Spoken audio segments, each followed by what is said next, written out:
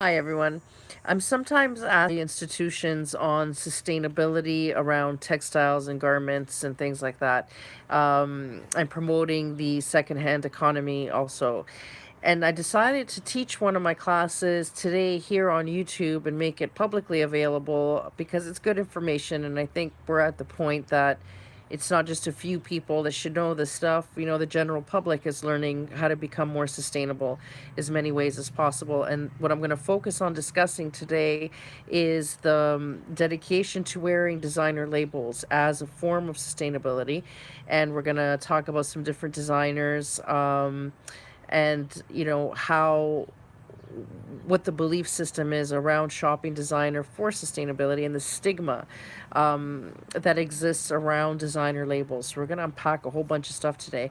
Now, we're not in a university setting. We're actually in my backyard, and my dogs at some point are going to bark. So in advance, I'm going to ask your forgiveness and just ignore it. Eventually, it stops. Okay, so let's start. We have a lot to cover today. First of all, different parts of the world shop differently, and North America is pretty indulgent. Now, Europeans have a different mentality around how they purchase clothes. That's been changing a little bit. Fast fashion has had an impact on Europe slowly. It's happening. But for the longest time, it didn't. And this was just a disease of overconsumption that existed in North America. So much so that only in North America did house design change to include bigger closets. So in other parts of the world, the concept of a walk-in closet is ridiculous, absolutely ridiculous. It's only in North America that closet sizes have actually impact architecture in terms of meeting the needs of our overconsumption.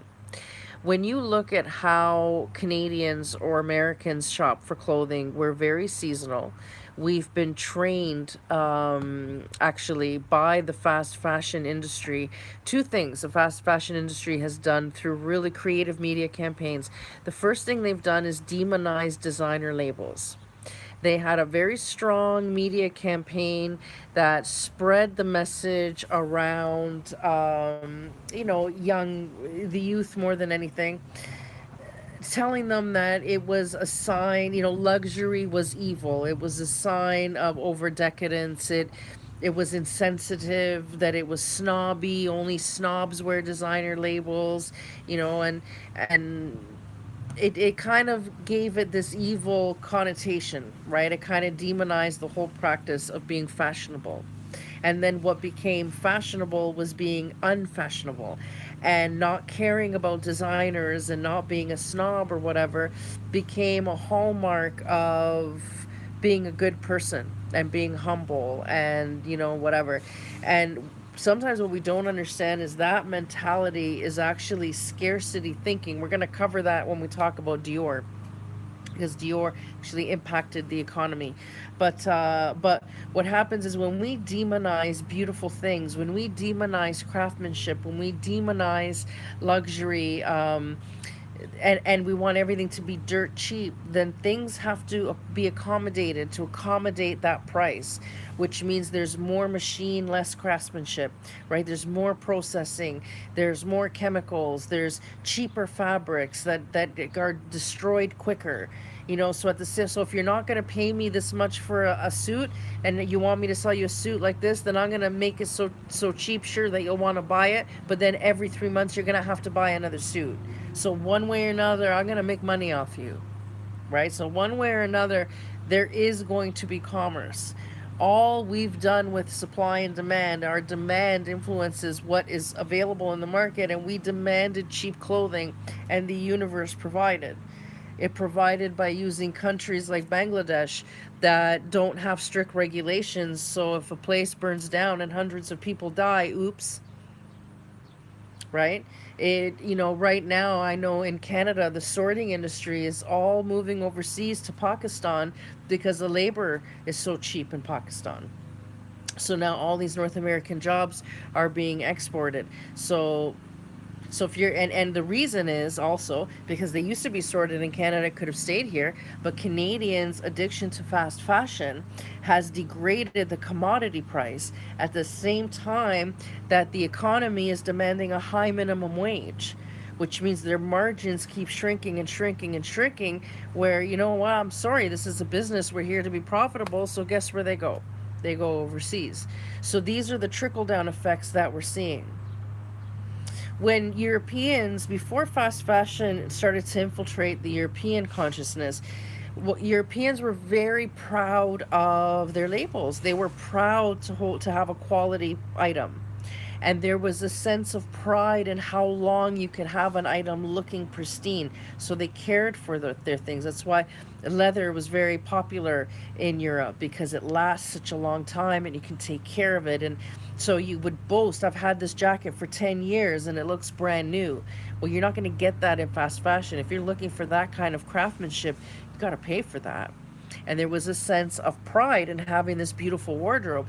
So what they would do is they would buy these very classic pieces, and they would have a small wardrobe but a stellar wardrobe.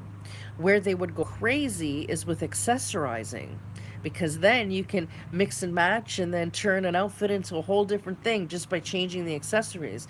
So Europeans would indulge in accessories but keep their wardrobes very small, very mix and match, very high quality. Are you ever going to get sick of wearing, Armani? Ever? You know what I mean? Are you ever going to get sick of the Chanel suit? There was Kevin O'Leary actually did a great talk on this. If you haven't seen his video, you should look for it. It's about his Yves Saint Laurent jacket. And he talked about, how every season he would buy a new jacket, and then, by the next season you're sick of it already, or you've washed it a few times and now it starts to show wear and tear. And he had this whole closet of these jackets that he had accumulated.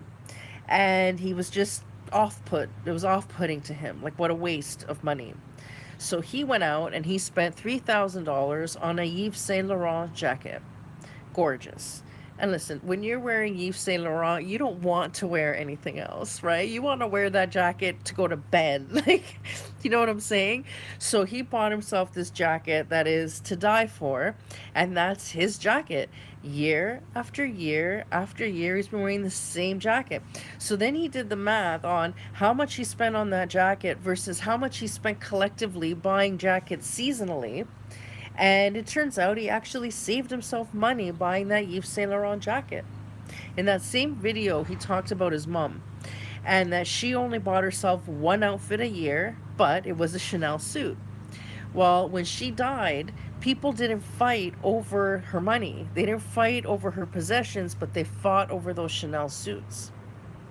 There's an image floating around the internet that shows the appreciation value of a Chanel purse.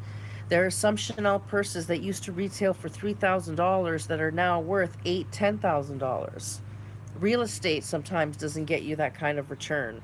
The stock market doesn't get you that kind of security and stability. So there are many people that the same way some people invest in pieces of art, others also invest in investment pieces, designer pieces that appreciate in value. And Chanel purse is a great example of that. Dior is another example of that.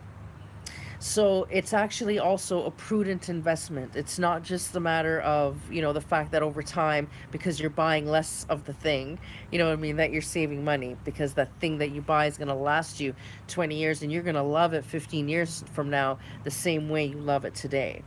And there's the difference. Some pieces are inherited. I have seen some Chanel pieces that have gone to the daughter, you know what I mean, or to the niece or whatever. So some of these pieces can be inherited. Listen, I remember seeing a Valentino purse that honestly it looked like it had been worn a lot. It was really, really worn, and it had visible wear and tear, and it sold for $1,000 on the secondhand market cash. So these things retain their value when you're shopping properly. So when you're thinking of sustainability, often the energy, and it should, goes to the real bones of the manufacturing. It's, the water that's wasted producing cotton. It's the chemicals that are used when dyeing fabric. These are the things that we're normally thinking about when we think about sustainability. But there's this use factor that we forget about. So first of all, here's one interesting statistic. We focus all this energy on manufacturing. We focus a lot of energy on the end of life of textiles, but then that whole middle part we forget.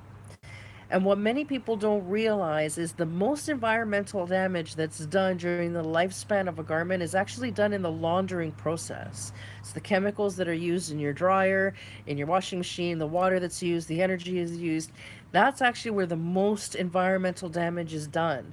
But nobody ever talks about that because there's no profit to be made having that conversation. So most people in the fashion industry or in the sustainability activist movement don't really talk very much about the whole laundering process because there's no money to be made there.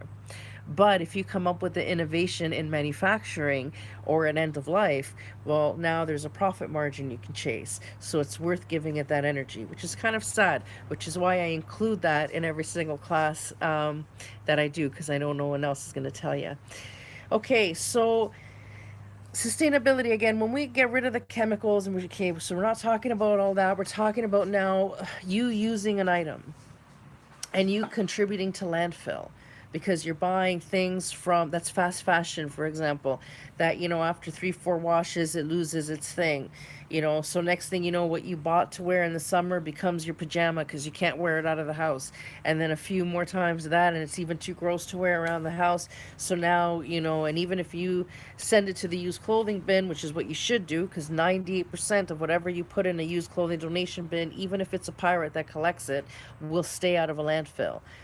They spend a lot of money to collect from those bins. It's in their best interest to find a place to sell it, because if they have to dump it, they've got to pay to dump it. So every collector has an end market for every little thing. So if you put it in a used clothing bin, at least it won't end up in landfill. However, it's still adding to the waste stream, right? So and also, all this volume, as much as everybody's celebrating the increase in volume because fast fashion means people are buying more and disposing more, the bins are busier, but the quality has gone down so much that the commodity price has crashed. Used clothing on the Canadian market used to be worth sometimes, 48 cents a pound. Like it was high. Now we're back down to the 30s, and sometimes during peak times it goes down even to the 20s. People are having a hard time staying in business because what we're collecting does not have a lot of reuse value. So what happens is when you dispose your clothing, it goes to these sorters who separate it from type and quality. The better quality clothing that can still be reworn and sold in the secondhand market, that kind of covers the cost of everything else because that's where the money's made. So the other stuff is sent to Africa primarily because Canada does not have a recycling function. And anybody who's telling you that is full of shit. Does not have a recycling function. We actually, green technology has been undermined in Canada for the last 25 years. That's a whole other video, which I've talked about before. So just go through the stream. But in any case, we don't recycle. So what we can't use here, we ship overseas. East Africa gets the lowest of the lowest grade of clothing. Single shoes, stuff like that, goes to East Africa, and they're fed up. So now we actually have a commodity crisis. There are some countries that won't even buy Canadian used clothing because it's so crappy. Same with American. So some companies will buy used clothing from Canada very cheap, which again does not make it worth it for us to stay in business. We'll buy it very cheap, then they'll repackage it and mix it with European used clothing and sell it as European used clothing because otherwise nobody else wants it. That's how unfashionable Canadians have become and Americans. It's embarrassing. Like, it's really embarrassing. Another issue that we have, and I've always been told never to talk about this, but we should, is that the quantity of plus size clothing that's starting to go through the secondhand economy is problematic because overseas, the demand for plus size is nowhere near the demand in North America. So that also has degraded the price of clothing. And that's just a reality. Now, let's talk about the idea about some of these designers. So when you're looking at the demonization of designers, right? They're opulent, we think of all these, and then some of them may have personality eccentricities that make it really easy maybe to not like them. And there's some divaness that goes on and some whatever that goes on. So it's really easy for the fast fashion world to convince you that you shouldn't, like, you should be ashamed that you want that Dior purse, the whatever. You don't need a logo, like, you don't want to be flashy like that, like that's not cool. And they've made it they've been very mean, and they've really made it to be a thing to be embarrassed about, and people take pride.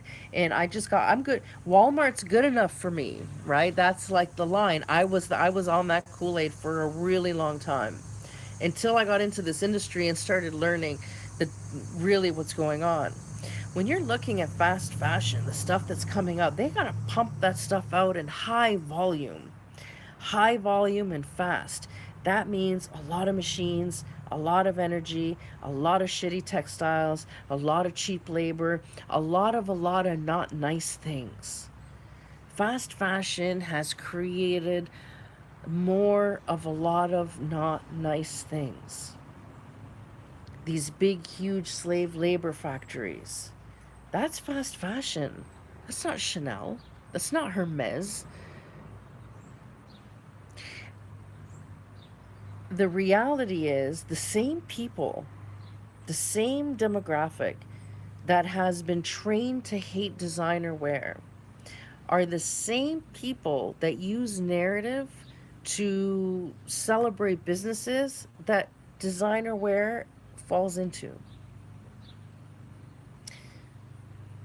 We're not snobs. We don't care about labels, right? But we care that we want to support small businesses. I see a lot of people that are into sustainable living wanting to support family businesses, wanting craftsmanship, begging for slow fashion because they've understood that fast fashion is a problem. They want slow fashion. Who do you think that makes that up? Who do you think does that? Designer. We want technology. We got to learn how to make things more sustainable. Who do you think is investing in technology? Designers. Fast fashion people that are pumping out clothes as cheap as possible are using bottom of the barrel textiles with bottom of the barrel dyes, bottom of the barrel, chemicals, and bottom of the barrel everything else to get you that item as cheap as possible. The ones that are investing in craftsmanship, in sustainable materials, in advancing technology and sustainability and practicality, and actually celebrating not being overly consumptive. Listen, if Hermes had to pump out huge volumes all the time, they'd have to reduce quality because they just physically can't produce Hermes that fast for that many people. So Hermes is not interested in selling 8 billion of its purses. It has to sell very few to cover its costs. That's exactly what sustainable advocates are begging for. It exists already. It exists already. But we've demonized it in order to love fast fashion, to now realize what we've done, but we're still demonizing the designers. Now we're understanding that fast fashion is shit and that we could be doing better, and we keep looking for somebody new, something new, when they've been doing it all along. You've just been taught to hate them for the wrong reasons. And not that some can't do better. They can all probably do better. But your demonization of them isn't helping anybody, much less the cause of sustainability. So let's talk about some designers. So Fendi, let's talk about Fendi. So Fendi is a family business. So if you say you want to promote a family business, Fendi is a family business. Did they get huge? Yeah, they did. But you know what? They create an amazing product. So Fendi's an amazing business. Fendi came up with a dress called a 365 dress. This is a dress that you can wear every single day of the year, and it is so versatile that you can literally style it differently 365 days of the year, and it will look like a whole different dress. The 365 dress. Does it get any more sustainable than that? Honestly, it doesn't. So all you need is not, you don't need 20 dresses, you got one that you can wear in so many different ways that they claim you can wear it every day and it not look stale. That's pretty outstanding. So why not, why would you not want to support that because that family got rich being amazing? It's silly. It's silly.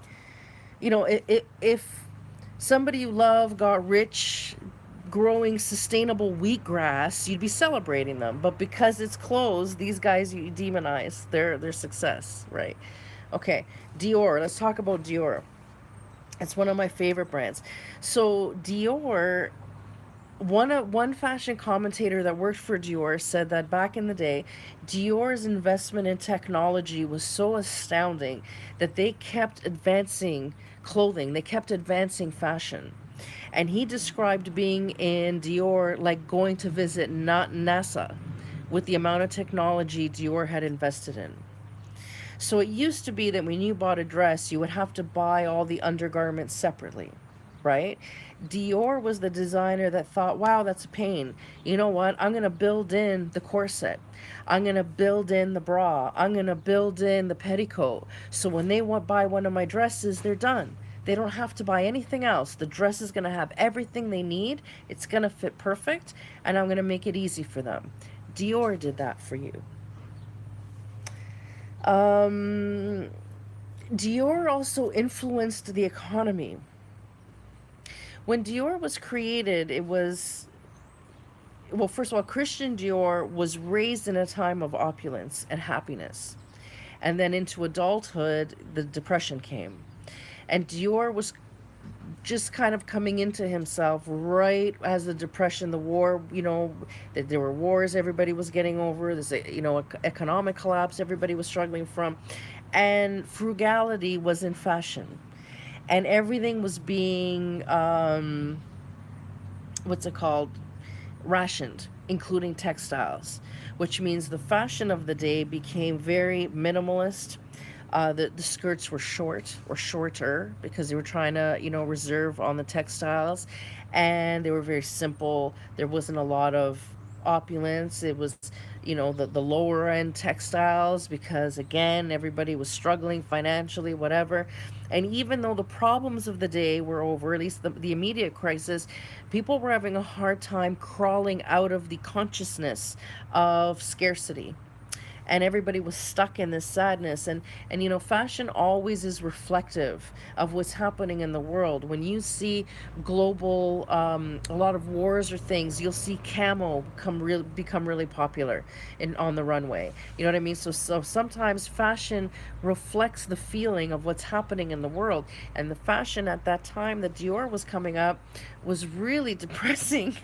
Was really depressing, and it was reflective of the poverty that everybody was experiencing. And Dior got fed up, so Dior started designing these really long full skirts that required a lot of fabric because they were pleated or whatever, and it required yards and yards and yards of fabric.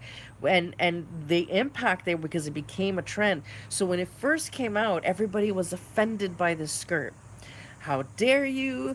It's too long. It has so much textiles. You're not, you have no, wow, that's such a snob, all that negative stuff. Well, see, they're the rich people. They don't have anything rationed. That started to happen. But then it looked so elegant, Dior, that it became a trend, which meant other designers had to start making longer skirts, had to start making more opulent skirts because everybody wanted that Dior look.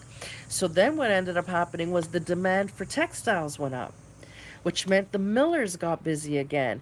And let me tell you something, in the textile industry, there's a job multiplication factor in every industry, which means every job supports so many other jobs.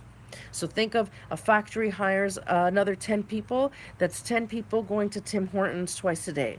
You know what I mean? You might just have to add an extra shift. So these millers got really busy, and in textile manufacturing or milling, the job multiplication factor is 1 to 66, which means every time the mill industry, the textile industry had to hire one more person, 66 other people got a job.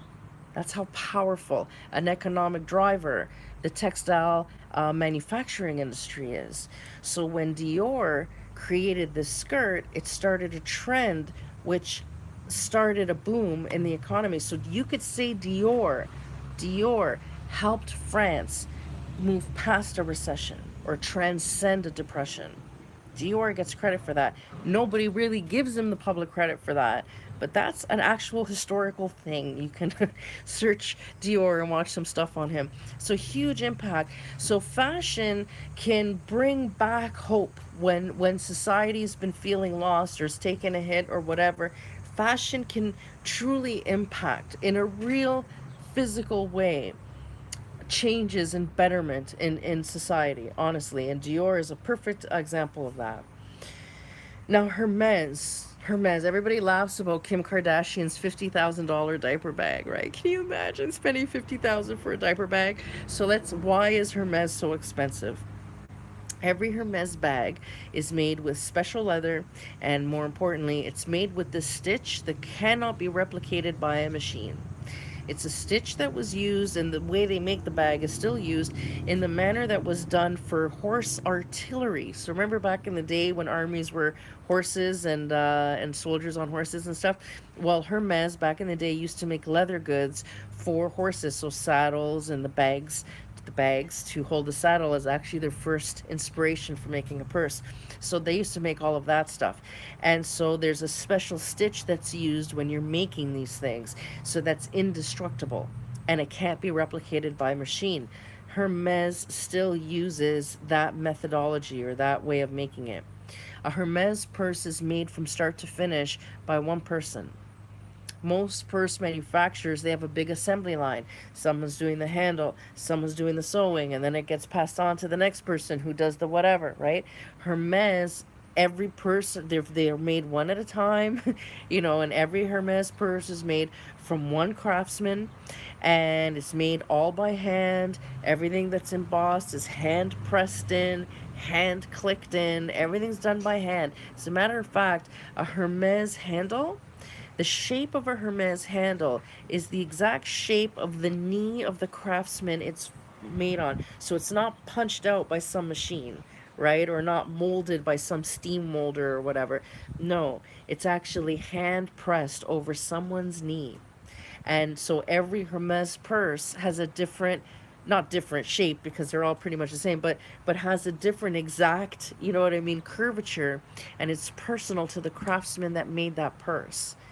Now, those Hermes purses are pretty much indestructible. So if you have to have it repaired for whatever reason, they will actually send it to the original craftsman who made it, and he will fix the purse for you. So this is like hours, it's days. Like one purse takes a couple of days to make in man hours, not just business days, in man hours.